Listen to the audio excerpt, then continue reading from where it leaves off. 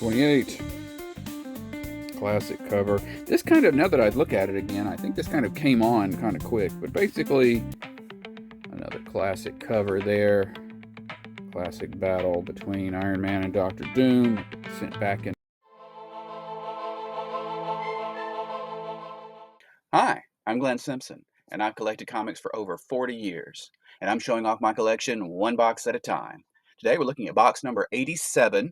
We're going to continue making our way through the Iron Man first series. In fact, we'll just basically do all of the rest of that first volume of Iron Man.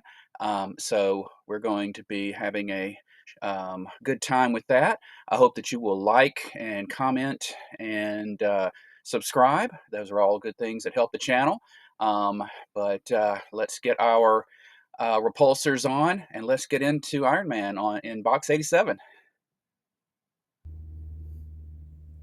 Alright, picking up where we left off on the previous video. Got Iron Man 108. Some Yellow Jacket action there. Got this big boy book. Going up against Soviet heroes, including, not pictured, but this is the first appearance of a new version of the Crimson Dynamo, the Soviet armored hero. Got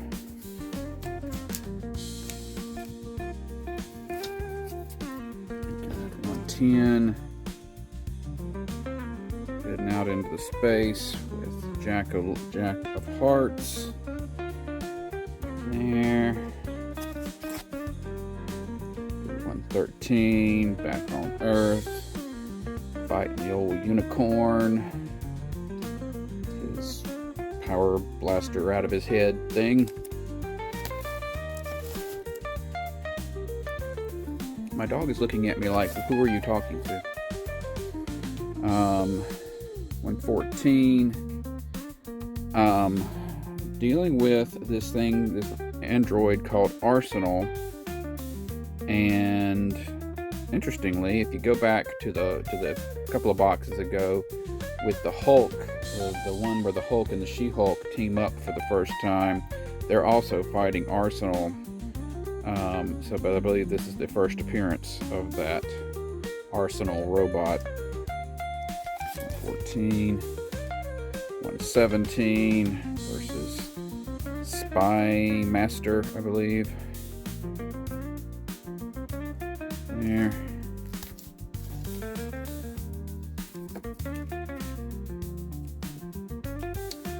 Got 118 is the first appearance of James Rhodes. He is just literally just, they walk by and he walks by this guy and he has Rhodes on his shirt. So, but I always remember this one. I've had this one for a while of Iron Man having to put on his armor while falling from the helicarrier. I also have a Whitman somewhere.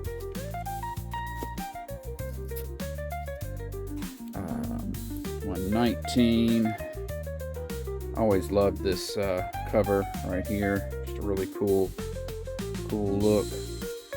Oh, by the way, I broke down and got this mat so that, like everybody else has, with the measurements and everything, just so I could fit in. But I made sure to get blue to fit, keep with my brand. Got 120, Iron Man and the Submariner going at it again, as they do every once in a while. Oh, and this is the first appearance of Justin Hammer as seen in the second Iron Man movie. Got 121 there. They fought and then they teamed up, which is, that's how it goes.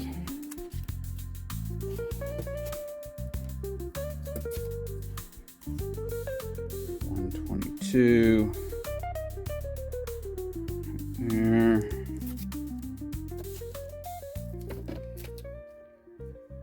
123. The Melter, Blizzard, Whiplash. Iron Man's got quite the rogues gallery. You don't think about it that way, but he really does, or he did back in the day. We, of course, in that David Michaelini, Bob Layton period that was so good. 124. Blizzard.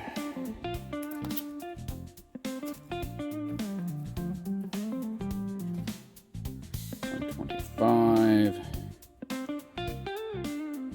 This has got a lot more Rhodey in it. Ant-Man. Iron Man can't go, doesn't have his armor, so he's got to kind of go in. Got to be all James Bond.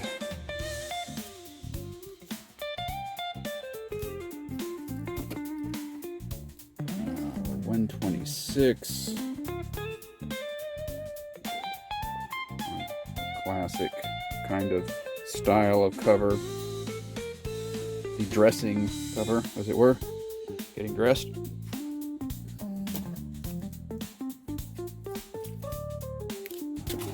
127 there. So Justin Hammer is another billionaire, and he basically hires every villain, just a gajillion villains, and turns them into an army, and Iron Man has to fight them off all at once. It's enough to drive a man to drink, which brings us to 128. Classic cover. This kind of, now that I look at it again, I think this kind of came on kind of quick, but basically we've got Tony Stark realizing that he's an alcoholic and having to deal with that, and trying to get on the other side of that. So this is a very classic issue, much homage to cover, that kind of thing. It's just a big boy, a big boy book, not just a big boy book, but a big boy book.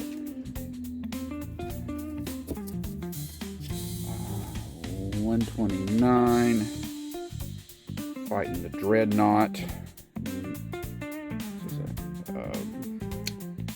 I think the Shield. I think Shield built them. I can't know if the Shield built them or somebody built them. Big robots. More big robots. Going up against the Hulk. 132.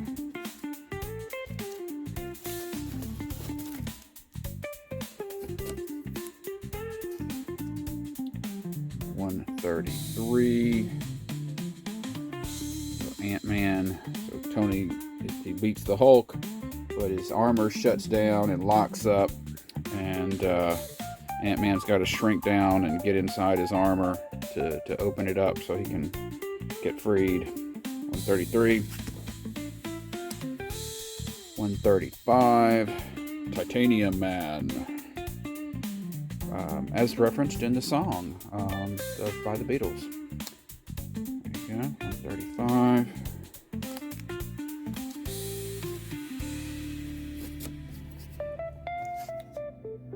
136, Endotherm. Because Blizzard was busy that day, I guess.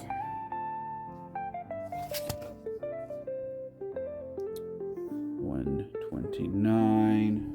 Wait. Or is that one? That's 139. Should be, yes, 139. Sorry, it's a old piece of paper on the tape there. Dealing with Madame Mask. Oh yeah, I remember now. So Madame Mask is the head of the Magia, which I was a grown man when I finally understood that the Magia in Marvel is the equivalent of the Mafia. I didn't realize they needed to bother making up a new name. I thought it was something completely different, but no, it's the Mafia. Madame Mask is the head of the Magia, and she sends some more dreadnoughts after Iron Man.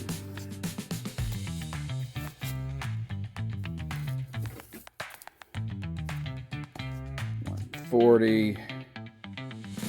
Dudes on air bikes fighting Iron Man. 143, Sunturion, this other guy with armor. And it's got more space-worthy. Oh yeah, Iron Man and his space armor. You know, back in the day, for those of you young folks, he just really always had just one suit of armor. And so it wasn't until the 80s where we started to get this notion of, oh, well, he's got more than one armor for depending on what the situation is that he's going into. So this is his outer space armor. That were a couple of, like the previous issue, we had seen the first appearance of.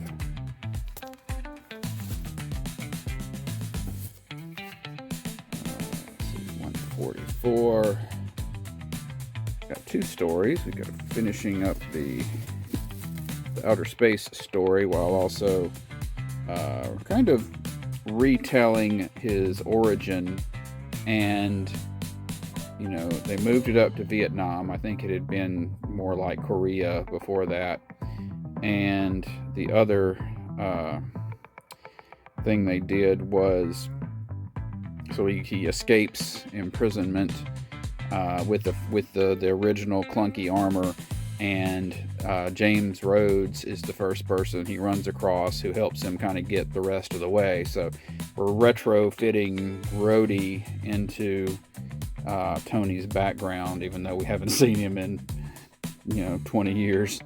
That's 144. We've got 147, Iron Man fighting Blacklash, formerly Whiplash. There.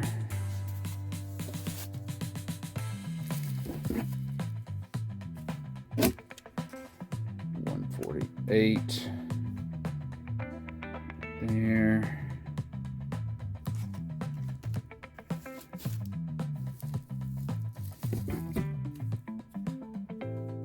149. Got the beginning of a classic story with Iron Man versus Dr. Doom, culminating in 150. Another classic cover there. Classic battle between Iron Man and Dr. Doom, sent back into Arthurian times, and have to work together to cobble together another time machine to get themselves back to the present. Using bits of their armor.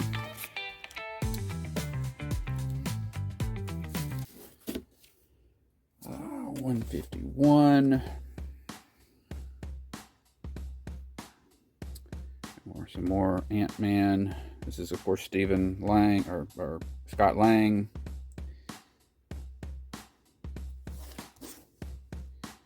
155. The Backgetters. That's a fun name. That they were having a creative difficulty that day. The Backgetters.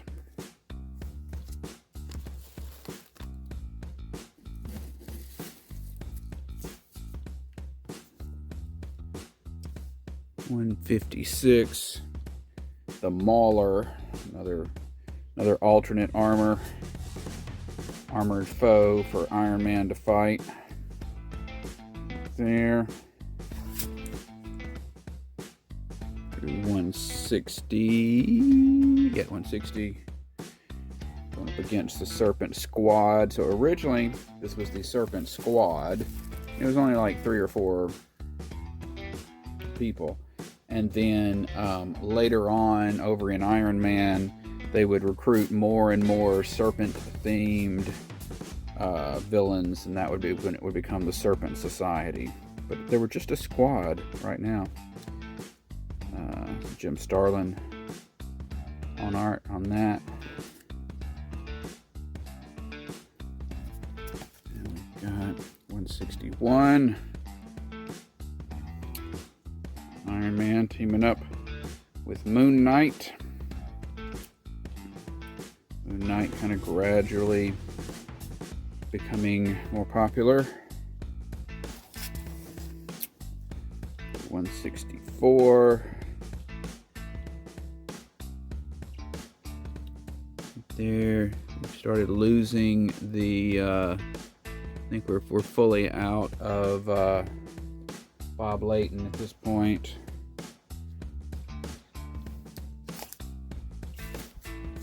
Starting to get into the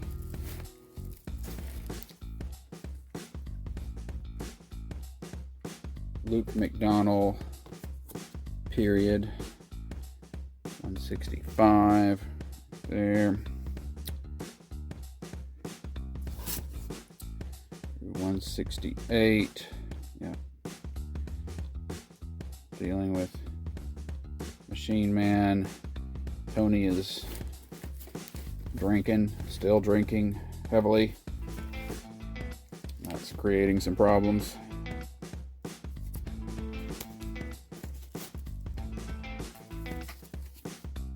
$169. Tony, who's he pointing to? Who will be Iron Man? Who could it be?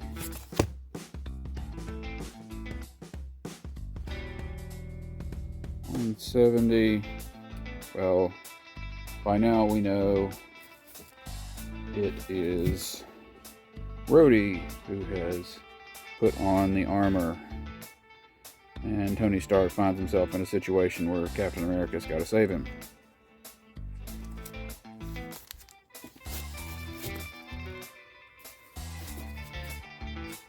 And because he wasn't paying attention, his company gets stolen out from under him. Now, for those of you who are more familiar with maybe from the movies, I don't know. In the movie, Stane was kind of an assistant within Stark International, but in the comics, Stane was a rival. A rival company. So they actually bought out Stark, which amazingly they have the same font in their logos. That's something you see all the time, competitors using the exact same font in their logos. Anyway, 173, 176, things getting weird for Rhodey. Dimensional stuff.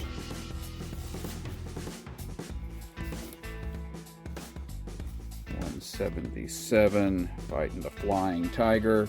Oh, I thought that was a cool look, even if it's kind of a weird combination. I know it refers to, like, you know, these particular old fighter pilots, but it's just Flying Tiger. Tigers don't fly. 177. 180. Oh, here he comes. He's got the rings. Who could he be?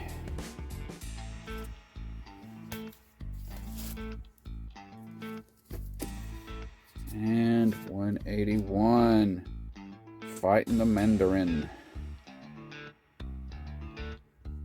There's a whole thing in here about how, of course, the Mandarin doesn't realize that Rhodey hasn't always been Iron Man. So there's some funny things about, I never would have expected you to be a black man, or something like that in there. 184. Tony's getting sober. They're recruiting some genius younger people and moving to California to start a new company. Right there, 184.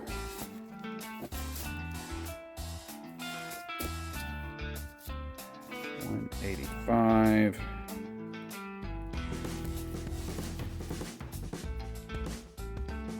There. 188. Fighting the Brothers Grimm. We had seen them in some other Los Angeles based series, probably Spider-Woman among them. Maybe like Werewolf by Night or something. 189. Termite. Right there. There's a funny moment in there where he's like, they take away his, they capture him and they take away his gloves, and he's like, I don't need my gloves. And he just keeps burrowing away. 192. So Rhodey, we figure out that the armor is not exactly configured right for his brain waves, and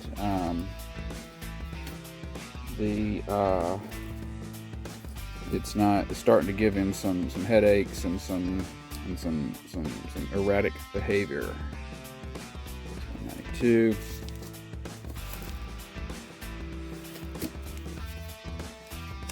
Tony had to build some rudimentary armor, or get back in the old armor, try to help save, stop Rhodey, and of course gets involved with the West Coast Avengers that Rhodey had already gotten involved with. This is the earliest version of the West Coast Avengers there. And so then they go up against a guy who manages to control the armor remotely. So Tony creates this very basic but just odds and ends that he puts on. They jokingly call him Spare Parts Man. 196.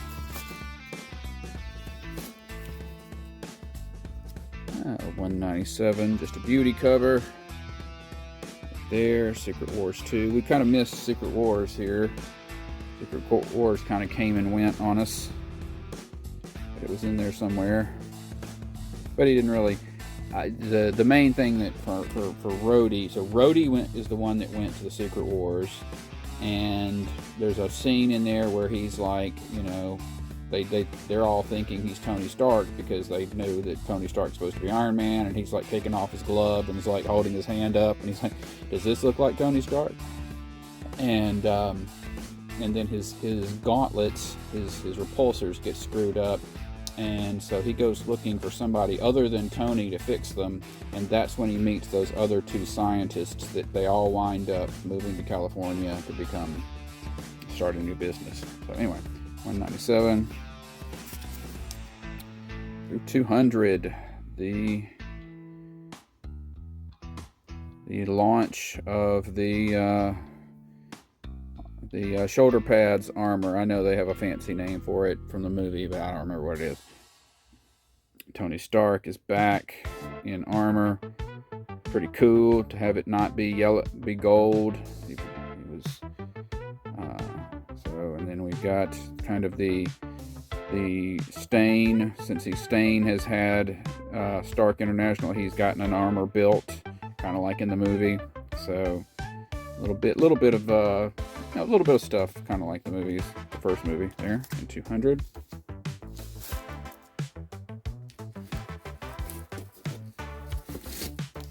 Uh, 201.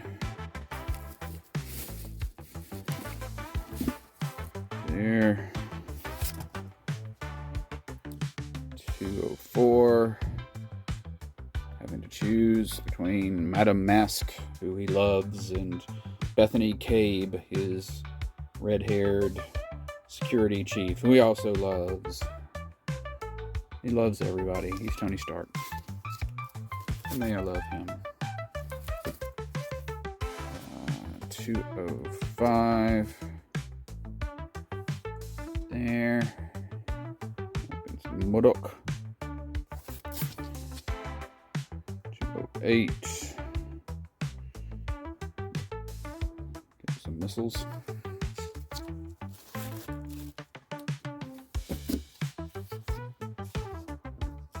209 versus Morgana Le Fay with the Werewolf by Night.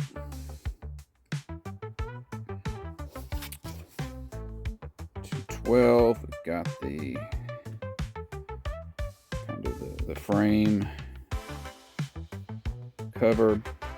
You know, there was we'll see it in a little while. There's these books called the Iron Manual that are just all these technical designs for all the Iron Man armors and stuff. And there's a narrative in there, and there's a line in there that where Tony says, "It's been years since I've actually looked through the through the eyes of the armor," or something like that, indicating that, you know, he's not really, you know, he's got cameras on the outside of the armor that he's looking through. He's not looking out of the holes.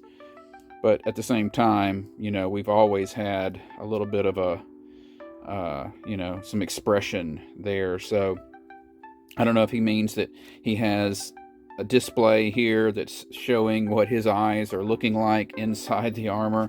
I guess you could do that, and that way you'd still have that eye protection, but be able to convey to people, I don't know. 213, Dominic Fortune, character who was originally actually created for the Atlas line of books that were a rival of Marvel's, and then I think Howard Chaykin brought the character over to Marvel, and then I think it was in a Marvel team up, because that was set in the 40s or 30s or something, and so the son of the original takes over and is the all new Dominic Fortune. 13 to 16, Rhodey, still wearing the old armor, and something goes wrong, and he is burning up on re-entry. He can't close the. Speaking of the eye holes, he can't close the eye holes in the other stuff. So something like that. 16.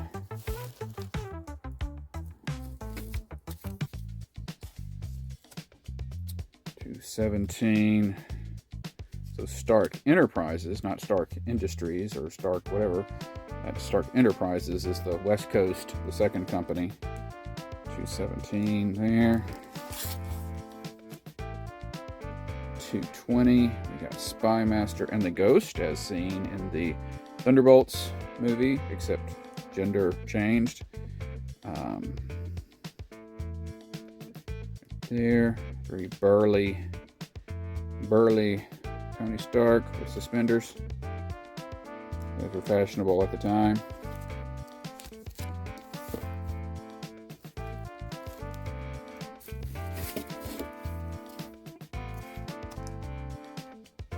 .21. The Ghost is busted. Ha ha ha. There. And through 224. Kind of a little throwback to some of that Justin Hammer, bringing all the heroes out. We got Rhodey with Rhodey's given up on armor. He's just going to be a fighter dude. He's got his flat top haircut. We got Force, who I forget where he came from. He started off as a villain, and then he reformed, and so he's helping Tony out with some stuff. And of course Tony, and they're fighting Beetle and Blizzard and Blacklash. Beetle, Blizzard, Blacklash. The B-Team. And we got 225. As we begin the Armor Wars. So Tony Stark finds out that all of these other armored villains, or most of them, lots of them, have some of his technology in them, and and he did not give them permission, but also he feels responsible for the damages that they're doing with the technology. So he sets out. He's got some kind of gadget that will, if he attaches it to their armor, it will seek out the bits that were, derived from his technology and fry them. It's kind of funny that the guardsman's on here, because he literally built the guardsman armor. It's like, no duh, of course that has your technology in it. 225 there. 228. So this is Captain America, or the former Captain America. he had the government, U.S. government, brought him in and said, "Hey, you got to work directly for us from now on because you're Captain America, and so you work for the government." And he said, "I don't think that that's appropriate," and so he gave up being Captain America and became the captain there for a while. And so then but he comes along, and Tony's being pretty kind of bloodthirsty with the whole Armor Wars thing, so he feels like he's got to stop Tony from doing what he's doing. But you know, they get over it. They make friends again, as they always do. 229. Heading over to Russia to fight the Titanium Man and the Crimson Dynamo. All that good Russian armor right there. 229. 232 is a weird kind of dream sequence that Tony has, and this is when he is about to launch his next iteration of armor. The Armor Wars are over, and I forget what else is doing. This is not yet the part where he can't wear the armor or anything, but Barry Windsor Smith, known for his Conan work and for the occasional Storm issue of X-Men, which would be like Life Death was always the name of the stories. He's doing the art here, and it's a lot like that. It's kind of a very strange issue. But getting back to more normal stuff, we got the new armor. It's starring Ant-Man. There.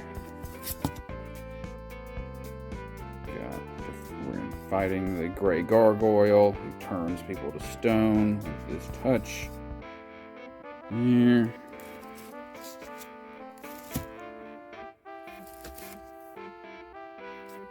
$37 in space.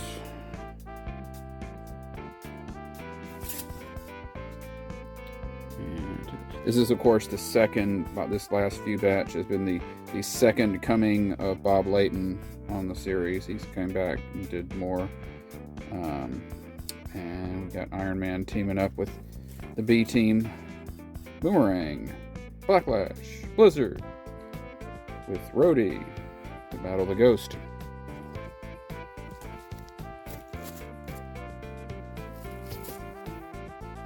$241.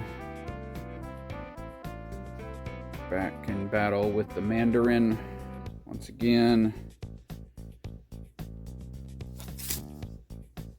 And we have another giant size special, very similar to the other Bob Layton issue, the one from a little while ago that had the modern story and the past story.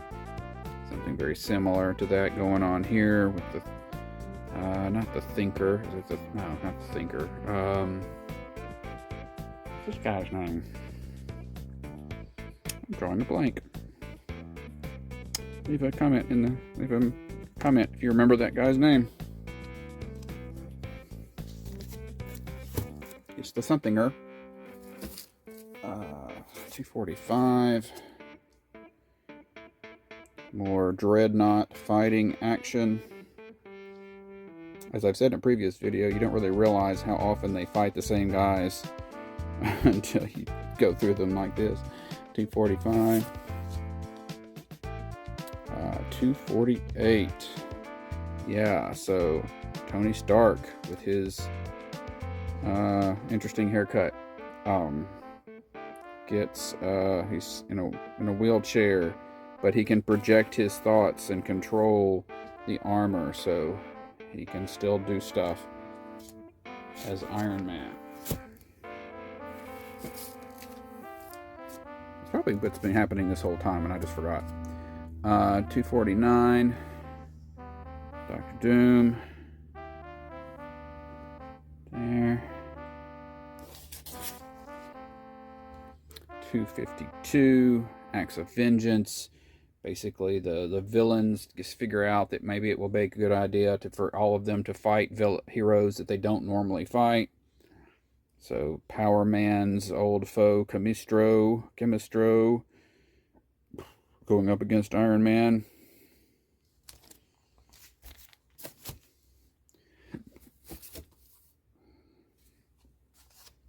253.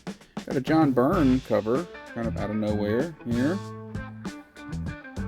Doing the part of this storyline. Hi, John Byrne cover. 256. Got John Romita Jr. doing a cover. Iron Man back in space.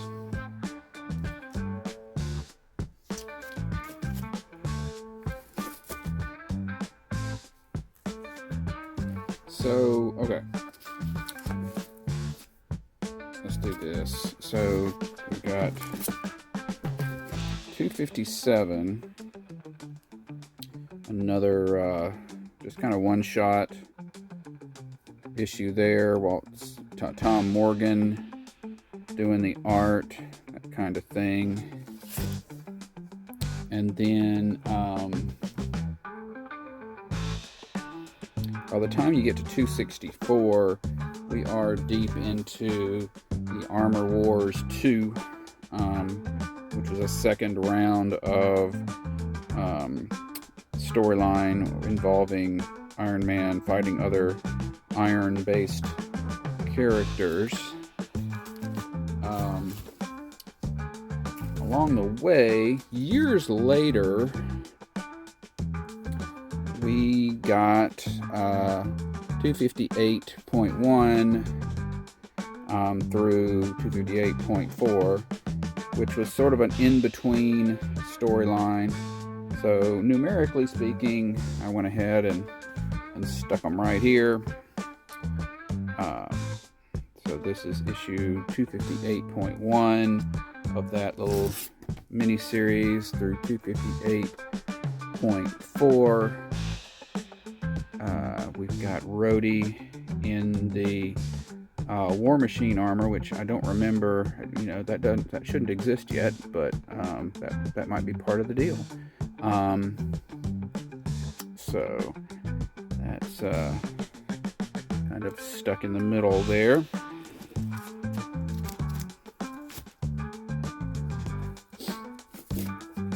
And we've got so then the numbering. We get back to the original books. The older books, 265. Continue with Armor Wars 2. John Romita Jr. giving us some not too revealing covers about what's going on. But then by 272, we've got Paul Ryan doing our covers. Got some deep lore on the Mandarin and his rings. Where did they came from? Kind of thing.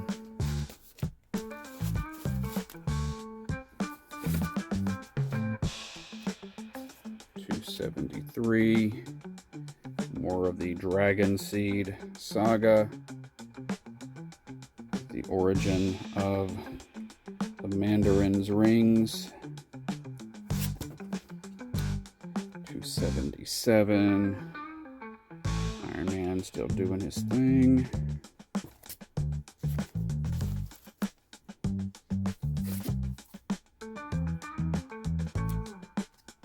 278.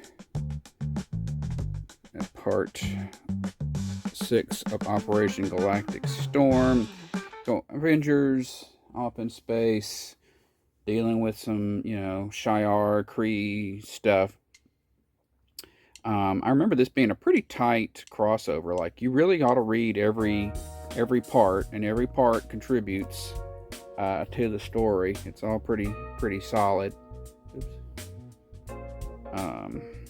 So that was a pretty good crossover. Didn't do the other side. 281, first appearance of the Masters of Silence.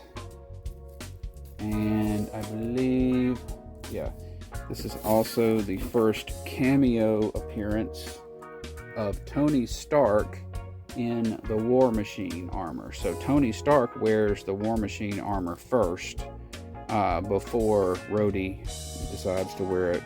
Because Rhodey had been, back in that issue where we saw him burning up, coming in from, re-entry from space, he was like, he got, scared of armor there for a while. He couldn't, do it. And so, but what we'll see is he'll eventually get over that and try to wear armor again. But yeah, Masters of Silence had shown up. I mean, they were like kung fu type characters. They'd shown up somewhere completely different, like Master of Kung Fu or something prior to this.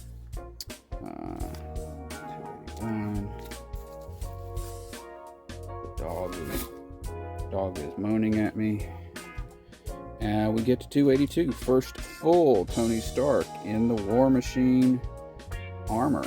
So there you go. That's a big boy book. Right there. And we move on. So let's revisit that for a moment. So yeah, this was a big deal at the time. All the guns and stuff. That was a big deal. Big change.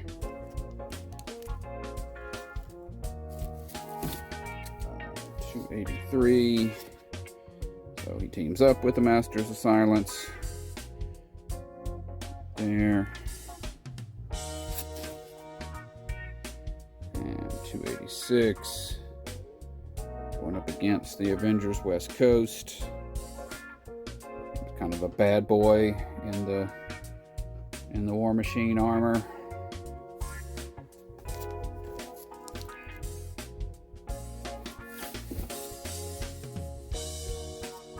$287. Atom Smasher.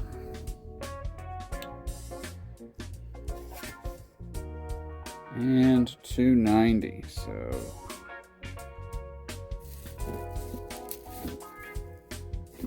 got another return of Tony Stark. There, got this modular kind of armor. The idea being that he can swap out pieces as needed a little more easily. It's issue 290 right there.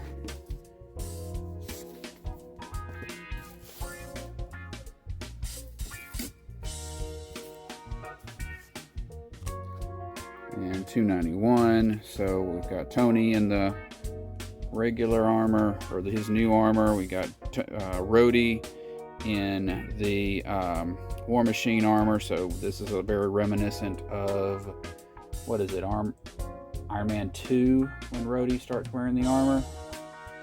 And they're kind of looking for somebody and kind of teaming up there. 91, 294 versus the Technovore.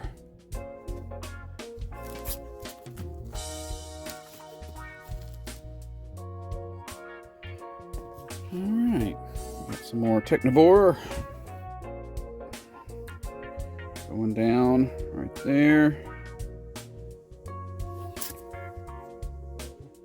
And going up to 300. War Machine, Ultimo, another giant robot. But Ultimo means a lot to me because it was Iron Man fighting Ultimo was one of my original early. Well, he had just fought Ultimo. I actually missed the fight with Ultimo, but I remember him like, this fight with Ultimo really, destroyed my armor. I remember that. So that was fond memories. 301. I don't know, Kevin Hopgood. Yeah, that's the artist that's come on. 301. 3 there.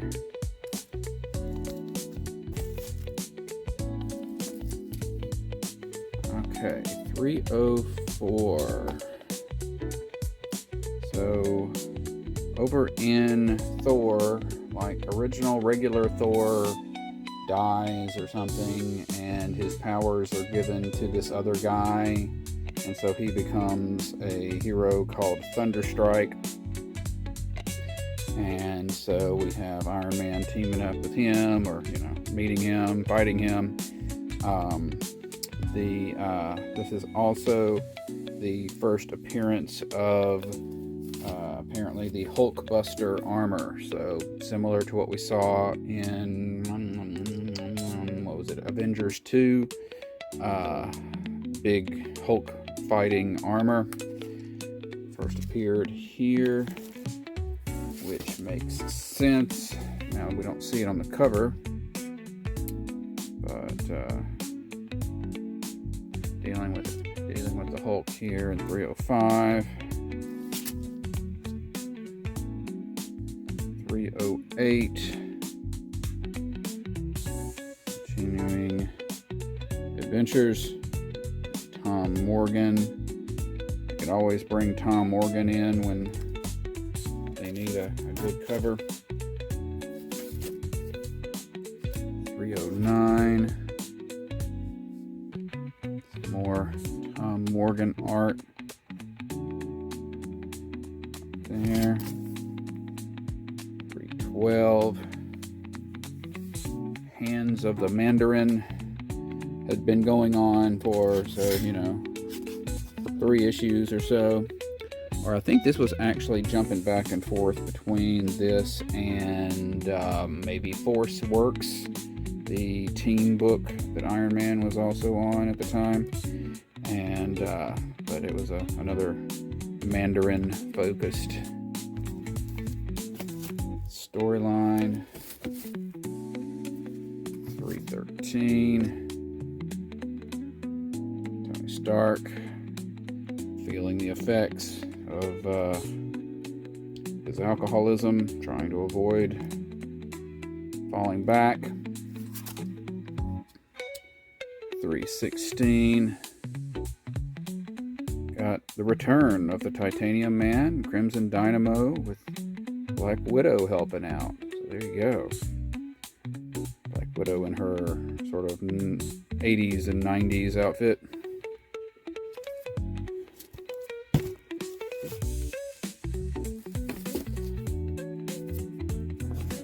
317 rust-proof 48-page flip book. Oh man, I'd have to flip it open. Have to pop it out to see what it's a flip book with, but probably, I think there was a War Machine book at the time. There was, of course, Force Works. So I don't remember what this is a flip book with. I think I probably have both 2 copies of this to make sure that I have a book in each set of whatever it is. 317, right there.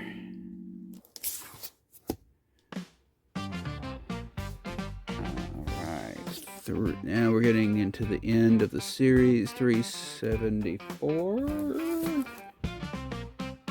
324.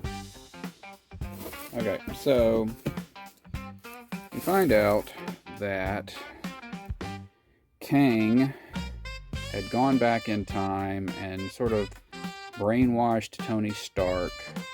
And Tony Stark has apparently been a traitor to the Avengers this entire time.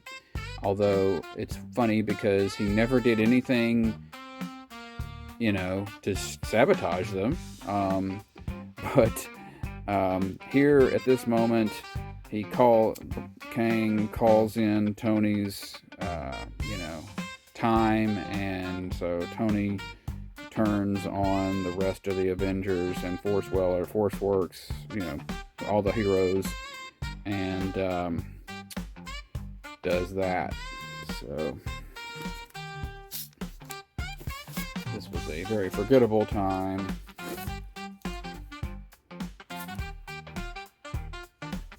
$325. So got Jim Calafiore go on to do Aquaman. So we have they will wind up going back, the Avengers will go back in time and retrieve a teenage Tony Stark from before the time when he was affected by Kang, so that he can help them stop his older self, and his younger self gets stuck in the present. Thus, we have, as seen here, Teen Tony getting into some trouble. He has his own armor. 329, young Tony Stark.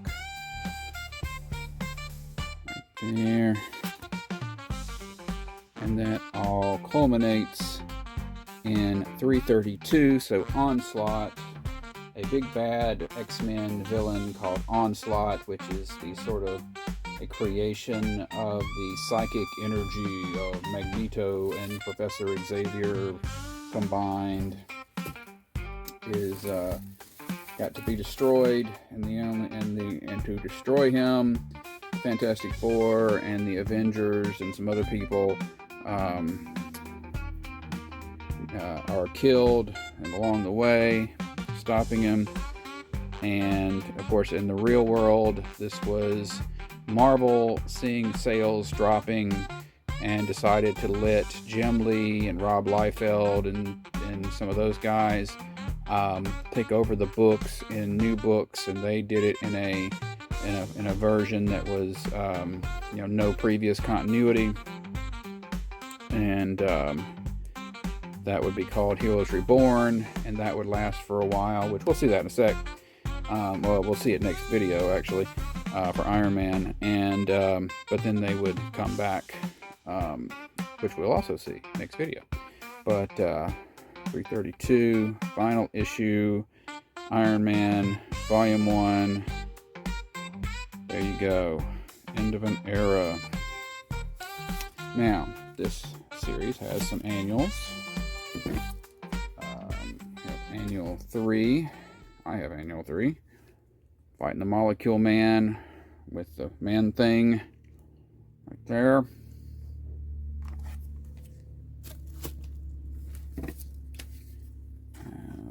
Annual 4, teaming up with the champions of Los Angeles, fighting MODOK, Hercules.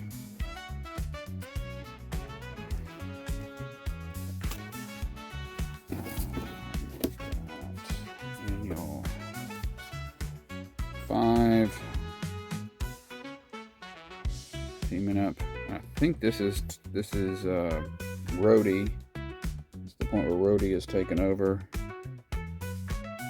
Got some Black Panther stuff going on in here.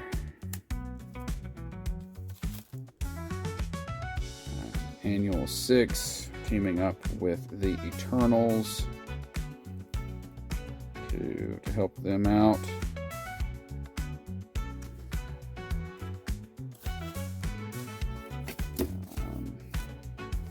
Issue 7, part of the teaming up with the West Coast Avengers, or as part of the West Coast Avengers. And this is Goliath, Erik Jostin, who would go on to become Atlas of the comic book version of the Thunderbolts. Right there. 9. We've got Sunturion that we saw from the previous Bob Layton period. Reconstituted himself, and somebody using his technology called Stratosphere. Here.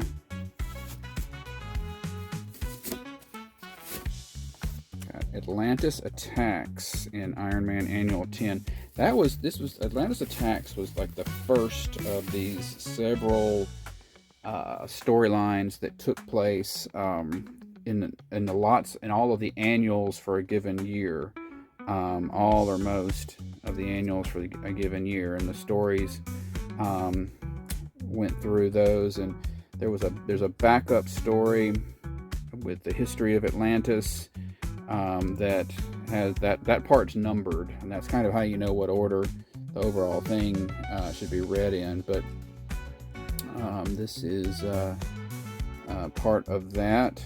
I think this is actually part one, but yeah, it's Iron Man Annual 10.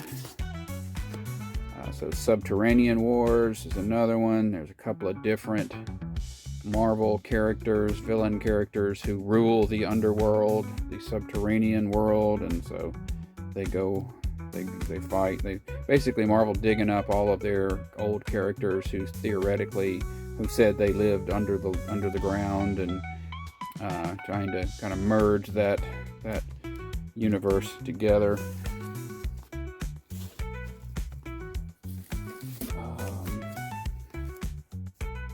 Assault on Armor City with Darkhawk and Avengers West Coast. I don't remember the plot on that one, but I remember the Darkhawk part. So there you go. So by now I can't remember if we saw their annual parts of this, but they would have gone by anyway. So annual 13. Annual 15, which is the last annual for Volume 1. We just gotta fighting the controller. So there you go. That is everything that's all of Iron Man Volume 1 and everything for this box. Okay, so that was 87. Next time we'll do 88. We will continue with Iron Man. We will basically do all of the other Iron Man series and some one-shots and some things like that. And get into some mini-series and just it's going to be all Iron Man all the time. So I really appreciate you being here. I had a good time. Hope you had a good time, and I hope you have a great day.